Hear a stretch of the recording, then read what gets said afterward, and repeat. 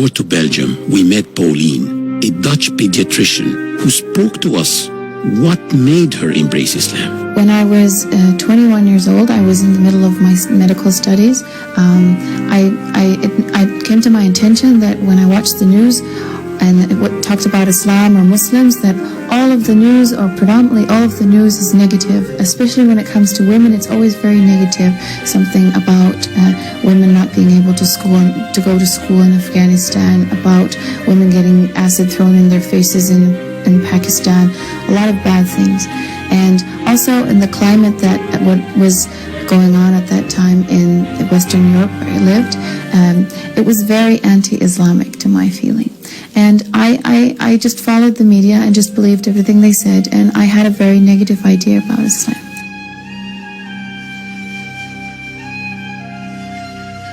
During that year when I was 21, I started to, in my free time, get some extra information about Islam. And the reason I wanted to do that is because I wanted to have more arguments about why this was such a horrible religion. I wanted to be able to debate people about it. So in my free time, like I said, I started to read some stuff, to watch some videos about Islam. And in the beginning, I could still say, okay, I hate this religion, it's bad because of this and this and this. But as I read more and more, I started to really feel, I started to feel I liked it. There were things about it that appealed to me as a person, as a human being.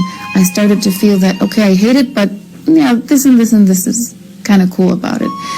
And in the end, after months and months of reading some stuff, I found out that I couldn't say anymore that I hated it. There was the list of things that I liked was just too long, and I really felt it was really like coming home, because it was really it really suited my way of how life should, my way of thinking of how life should be, and I couldn't help myself and converted.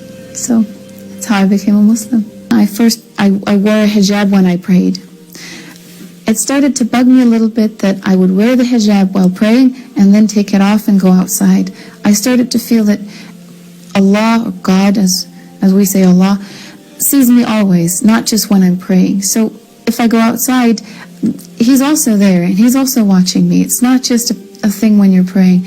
So I decided about half a year after I converted to start wearing the hijab. And ever since, I've been wearing it, never took it off. Before I became a Muslim, I had a lot of misconceptions about Islam, especially concerning women. I really thought that this was a religion in which women are forced to dress a certain way. They're not allowed to go outside. They're not allowed to learn. They're not allowed to work. They're not allowed to be a human being. This is really what I thought. But after I converted, I found out that all my misconceptions, all the ideas I had about women in Islam were wrong. And I found out that it's liberating. And it's not just liberating, it also allows you to, in Islam we work, we are allowed to own businesses, we're allowed to divorce if we're unhappy, you have to ask us our permission to get married. All the things that bothered me before, they're simply not true. I see that in Islam, as a woman, I can be who I want to be. I can work.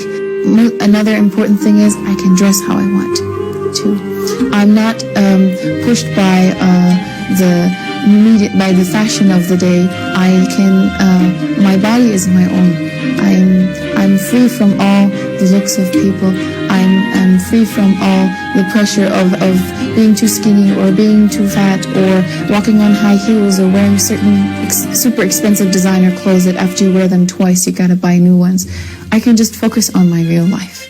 I can focus on my family. I can focus on my work. I can focus on my God. I can focus on myself.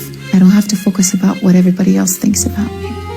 And I think this is one of the things that is so attractive in Islam for women. You are valued for the person you are. You're liberated from having to be an object.